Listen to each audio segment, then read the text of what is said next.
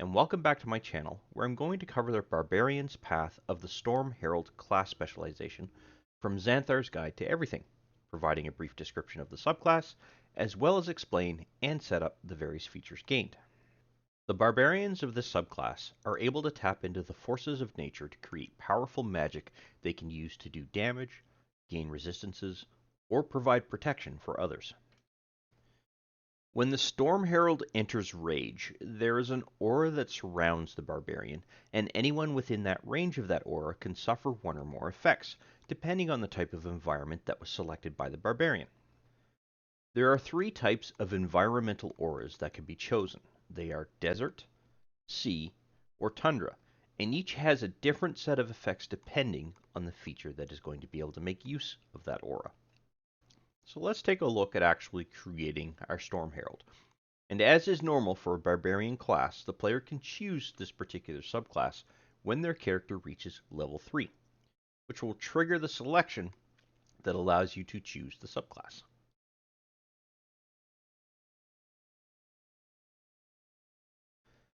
Once the new level has been applied, the character will gain a new feature called Storm Aura, which projects an unstable, stormy, magical effect that extends 10 feet out from the Barbarian, though total cover will block it.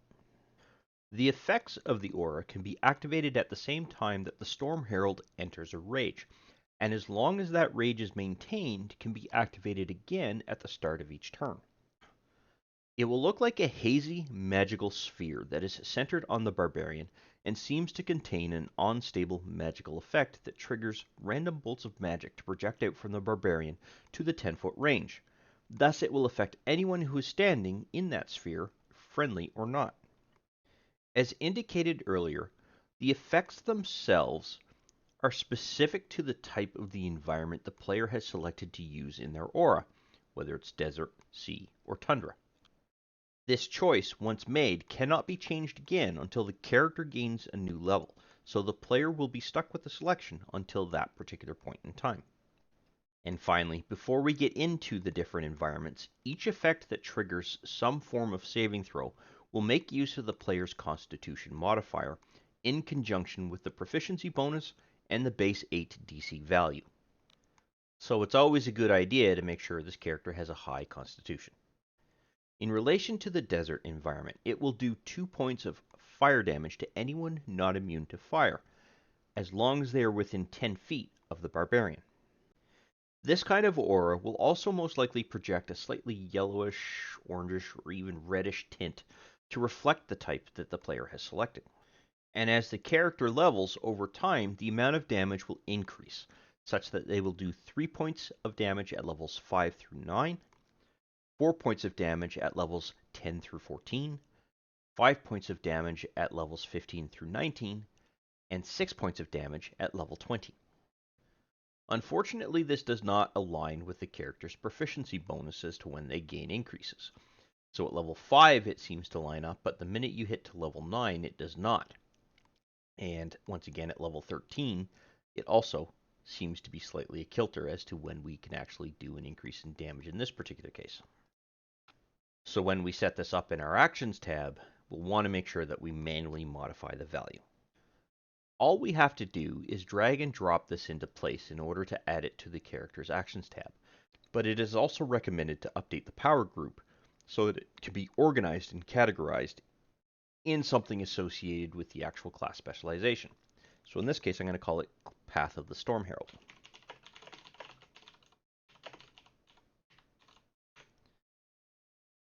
And when I do that, we can see that it drops it down into that particular group.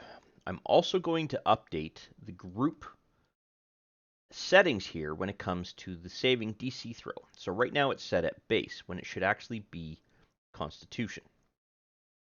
And that will ensure that when a saving throw is requested through this particular skill or feature, it will use the 8 plus the Constitution modifier plus the proficiency bonus to calculate the value that someone has to make a saving throw against. The advantage that we have here is that we don't need to make any adjustments to this particular feature at this particular point in time because we already have the fire damage configured and ready to go. In relation to the sea environment, It gives the Storm Herald the option to select a target and force a roll on a dexterity saving throw as long as that target is within the area of effect of the aura. If that target fails their saving throw, they will take 1d6 of lightning damage, or half of that if they manage to succeed. This kind of aura will also most likely have a slightly bluish to dark greenish haze to also reflect the kind of environment the player has selected.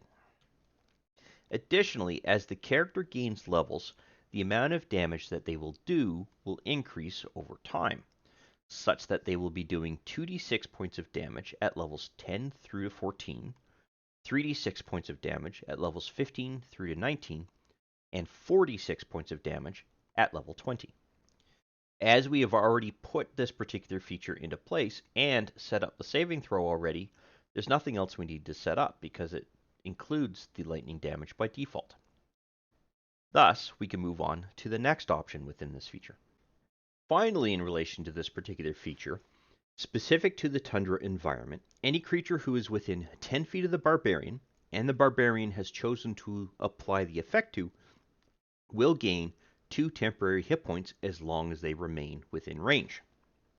This kind of aura will also most likely have a slightly whitish to a bright greenish haze to reflect the selection of the tundra environment.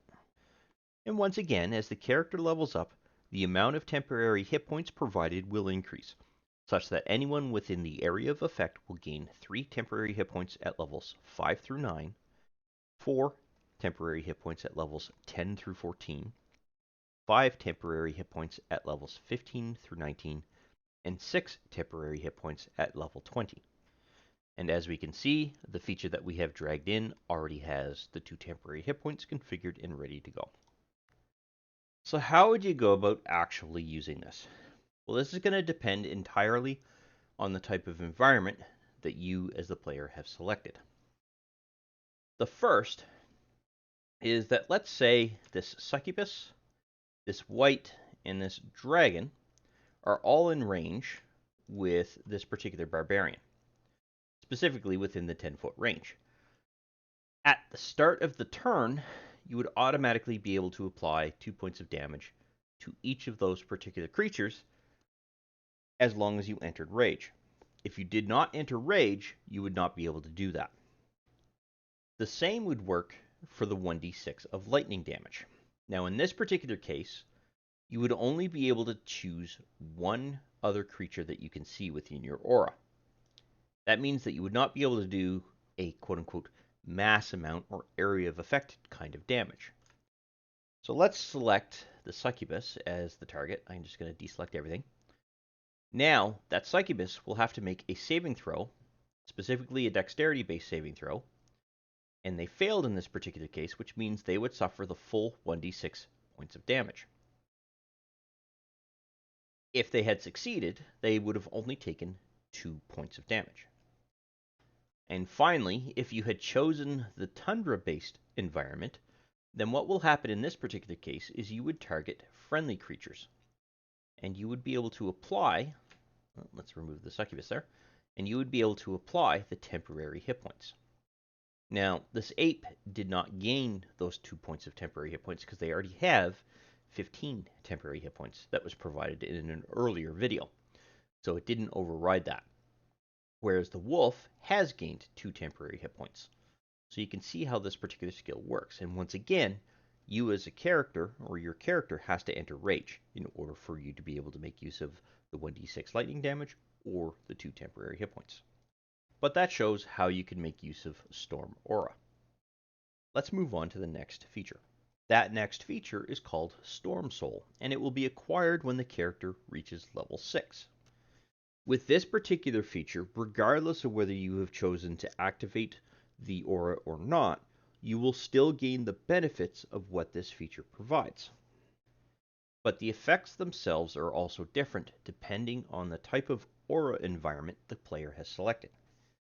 For example, the desert environment provides fire damage resistance, protection from extreme heat, or provides the character the ability to ignite flammable objects with a single touch as long as those objects are not being worn or carried by anyone else.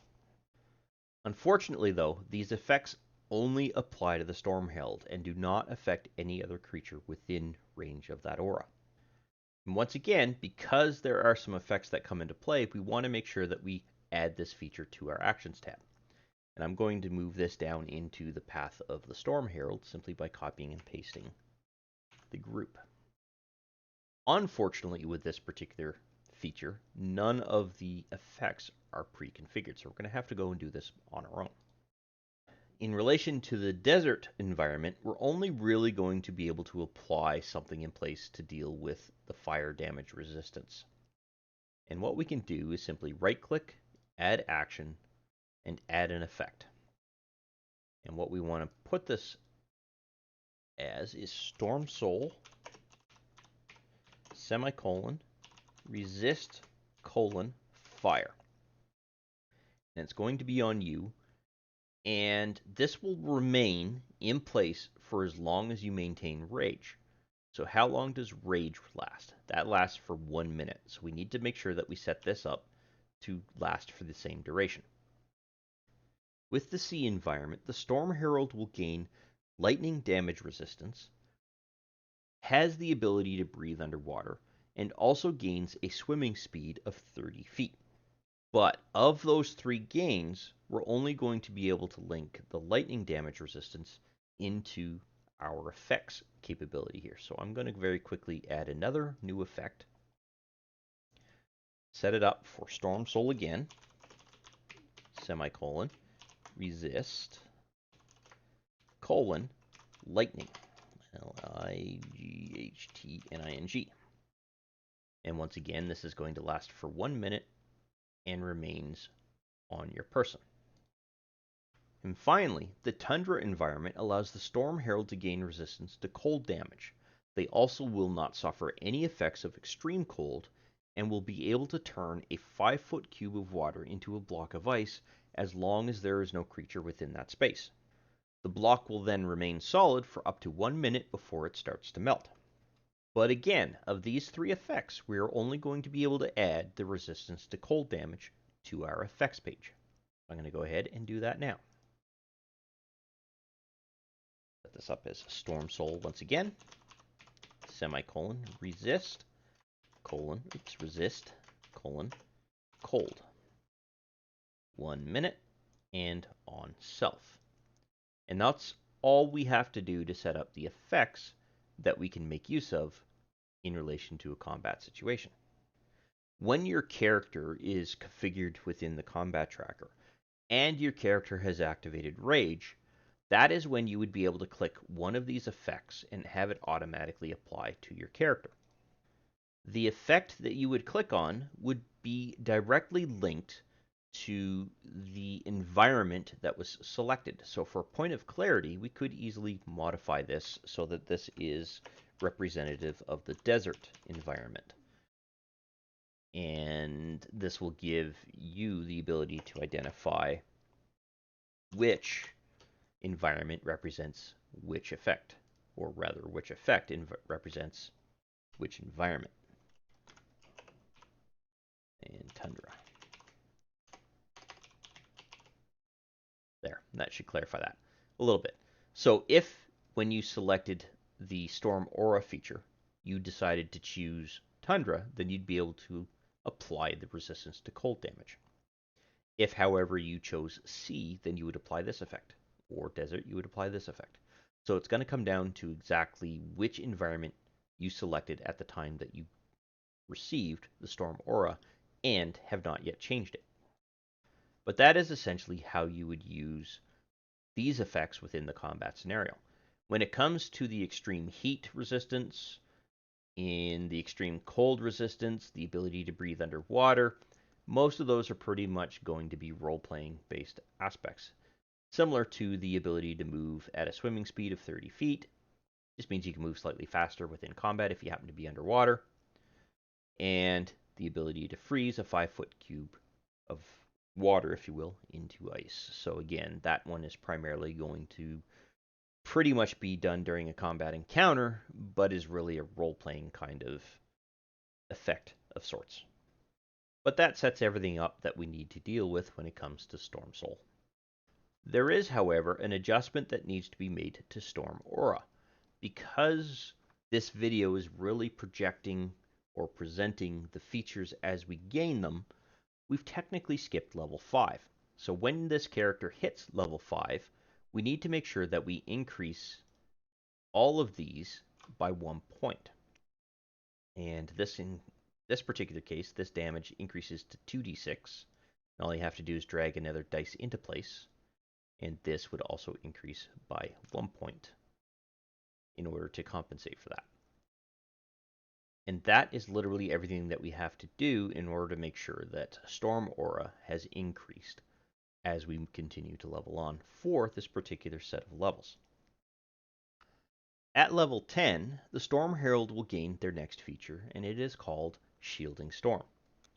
This feature essentially grants the means for the Barbarian to take the protective aspects of Storm Soul and share them out. Each creature that the Barbarian chooses to allow this protection to extend to will acquire this protective effect, as long as they stay and are within range of the aura itself.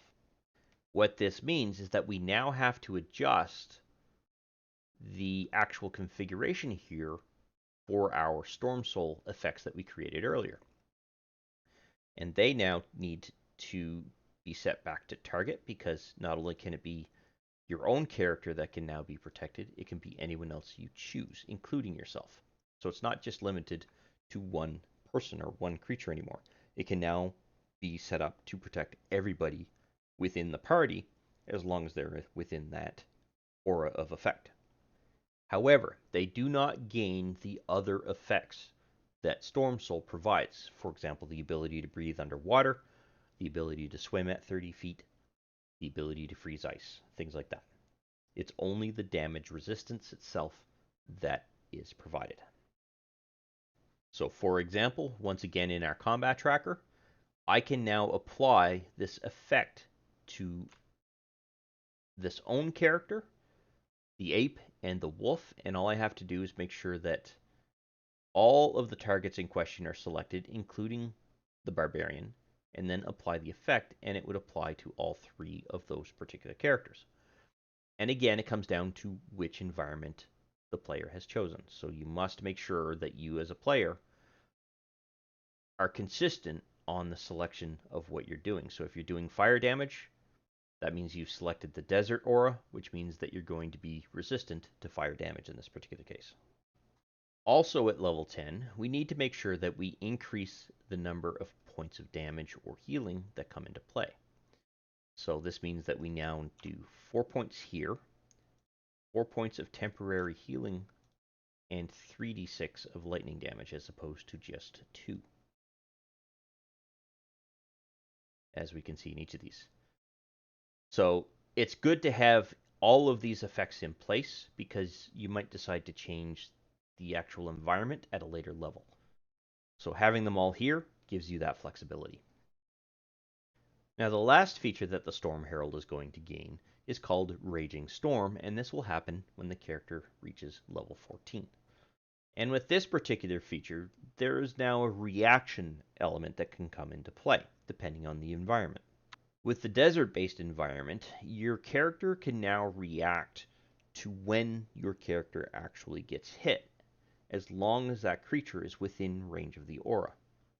So your character would not be able to react to an archer who hit you with an arrow if they were outside the reach of that aura, but they could react to a melee-based attack where a creature hit you with a longsword and did some damage.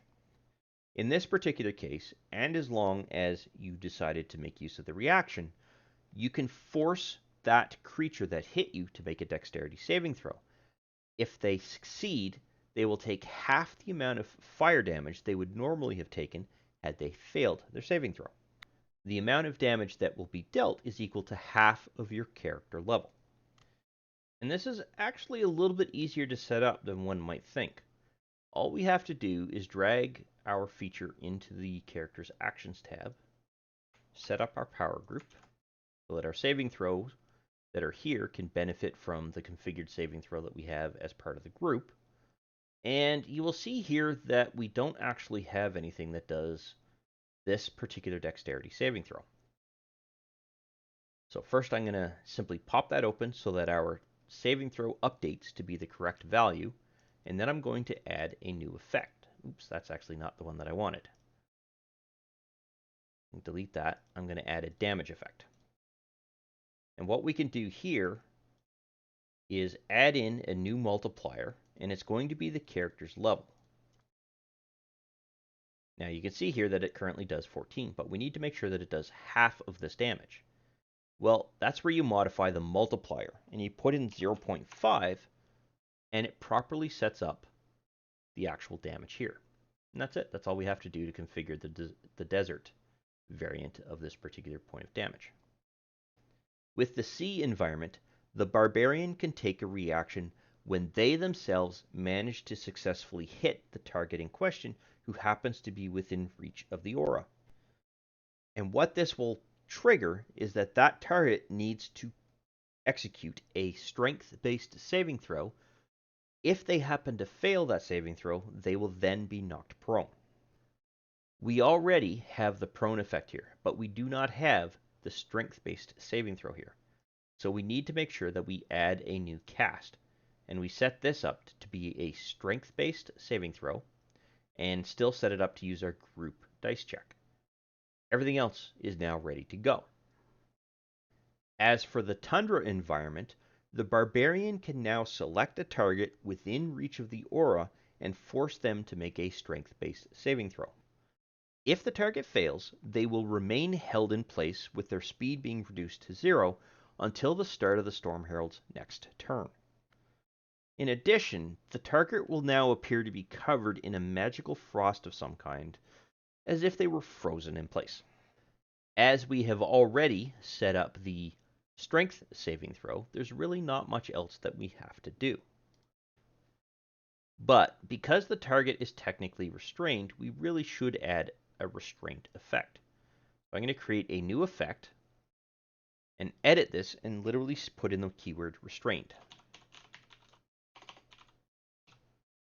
And it's also going to last for 1 round because it does give us a duration. And that is literally all we have to do. So how would you go about actively using any of these particular features here, or options? Well, in relation to the desert one, let's say that this succubus literally just attacked and hit our barbarian. The barbarian could now make use of a reaction, target that succubus, and force a dexterity saving throw. In this particular case, the succubus failed, so I am now going to apply the 7 points of damage to the succubus. As for the sea environment, let's say that our barbarian successfully connected with our succubus when they made an attack. Well, now what we can do is force that succubus to make a strength-based saving throw. In this particular case, they succeeded. But let's see if I can trigger a failure. In this case, they have now failed. I now have the ability to apply the prone effect to that succubus. Now, if somebody goes through and actually makes an attack against that particular creature, they will do so with advantage. Well, let's say that you have decided to choose a particular creature and you're going to make use of your reaction just as you activated your aura. Once again, I will pick on this wounded succubus. At this particular point, they once again have to make a strength-based saving throw. And I want to use the right strength-based saving throw. In this case, they have failed. They will technically now be restrained because they can't move anywhere. They're technically frozen. I'm not entirely certain whether this effect is required or not, because they are being held in place, but they are only being held in place in the sense that they can't move. They are not being held in place in the sense that they are unable to do other things. They are still freely able to attack somebody. So maybe restrained isn't an effect that we should apply now that I think about it. In this particular case then, that just simply means that their speed is reduced to 0. So let's go ahead and remove the restrained effect from this particular feature. And this really should be the final configuration that you would end up having. And as your character levels up, the amount of damage that's taking place here will continue to increase. We do, however, still need to increase the damage that our Storm Aura is going to be doing. But we don't have to do that until we hit level 15, because if you recall, it's between levels 15 through 19 that it gains the next increase. So right here. So let me quickly drop level 15 into place. Now we would legitimately update Storm Aura to do 5 points of damage here. And technically I increased that a little bit early, but that is okay. 5 points of damage here, or sorry, healing here. And that would be how we would modify Storm Aura for level 14. At level 20, where our character would gain the next proficiency bonus increase and the next adjustment for Storm Aura, we would then go back and make a modification so that this would be 6 points, this would be 46 of damage, and this is also 6 points. And that completes everything that we have to deal with when it comes to the Storm Herald. It's nice to see that some of the more magical aspects of a tribal structure are coming into play in relation to the Storm Herald class specialization. And I'm curious as to what this particular character will play like, so I might try to give it a run at some point in the future. But sadly, we are at the end of this particular video because there are no additional features that this particular character is going to gain, and we've already reached level 20. So I hope you found it informative, and I look forward to seeing you in the next video. I wish to thank you for taking the time to watch this particular video. I hope you found it informative and useful to familiarizing yourself with Fantasy Grounds in general, and that you had fun in the process. If you found the video useful and you liked the content of the particular video, go ahead and click that like button to let me know. And if you have any questions specific to the topic covered by this particular video, or just have some comments in general, please feel free to post something in the comments section, and I will do my best to respond to any questions that are asked. Additionally, I do release content quite regularly, and it's generally specific to Fantasy Grounds or 5th edition Dungeons & Dragons at this time. So if you'd like to be notified when new videos come out, go ahead and subscribe and click the notification bell to ensure that notification is sent to you when I release a new video.